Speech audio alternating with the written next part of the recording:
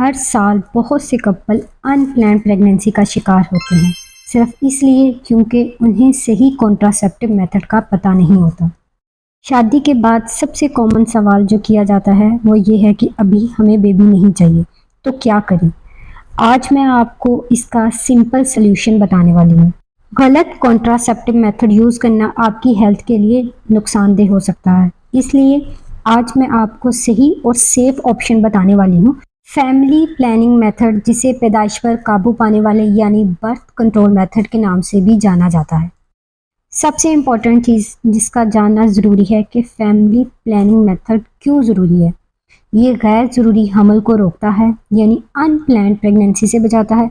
बच्चों की सेहतमंद वक्फाबंदी में हेल्प देता है। हमल से मुतल्लिक पेचीदगियों के ख़तरे को कम करता है।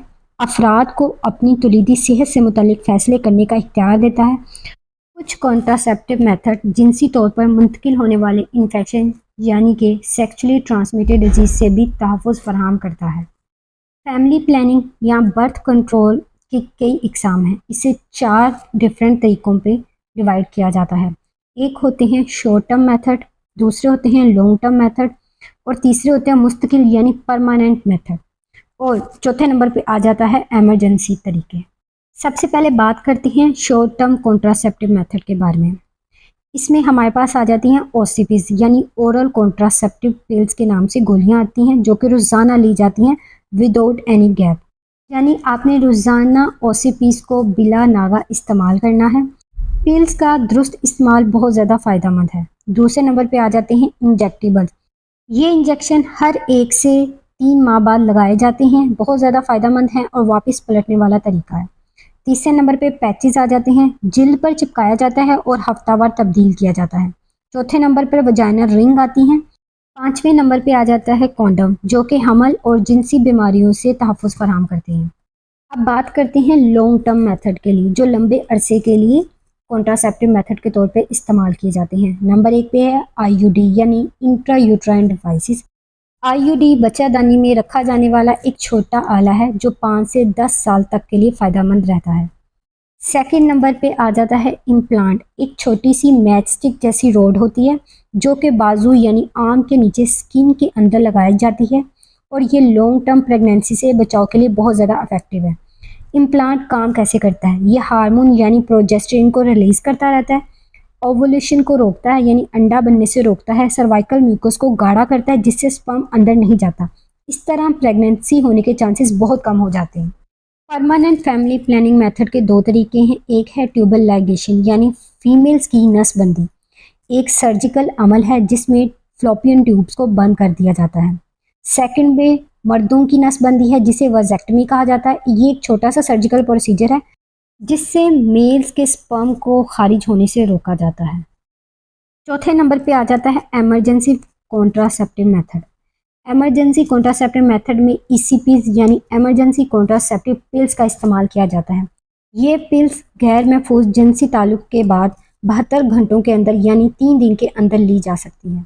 सेकंड पे है कॉपर आईयूडी। गैर महफूज जिनसी ताल्लुक के 5 दिन के अंदर अंदर इसको रखा जाता है ताकि हमल को रोका जा सके।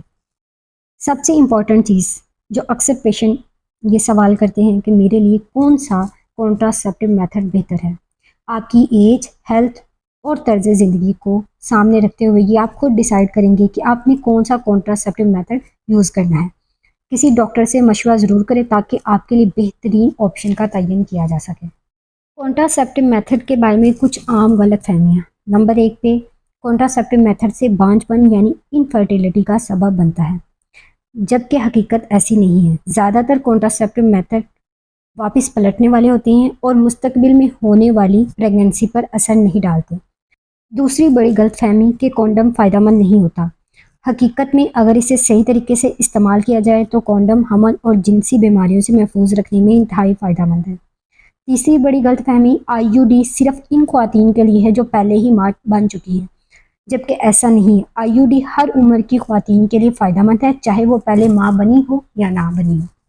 सबसे इम्पॉर्टेंट चीज़ याद रखें, हर मेथड हर किसी के लिए सूटेबल नहीं होता, इसलिए अपनी हेल्थ और एज के अकॉर्डिंग डिसीजन लें। अपने डॉक्टर से फैमिली प्लानिंग के बारे में मशवरा ज़रूर लें। फैमिली प्लानिंग सिर्फ एक चॉइस नहीं बल्कि एक जिम्मेदारी है। सही इंफॉर्मेशन ही आपको बेहतर फैसला लेने में मदद देती है। किसी भी कॉन्ट्रासेप्टिव मेथड को यूज़ करने से पहले उसका सही तरीका और साइड इफ़ेक्ट्स ज़रूर समझ लें, क्योंकि आपकी हेल्थ सबसे ज़्यादा इम्पॉर्टेंट है। ये छोटी सी प्लानिंग आपकी ज़िंदगी को बहुत आसान बना सकती है, इसलिए हमेशा इन्फॉर्म डिसीजन लें। अगर आपको ये वीडियो हेल्पफुल लगी हो तो इसको लाइक, शेयर और सब्सक्राइब ज़रूर करें। मिलते हैं नेक्स्ट वीडियो में, तब तक के लिए अपना ख्याल रखें। अल्लाह हाफ़िज़।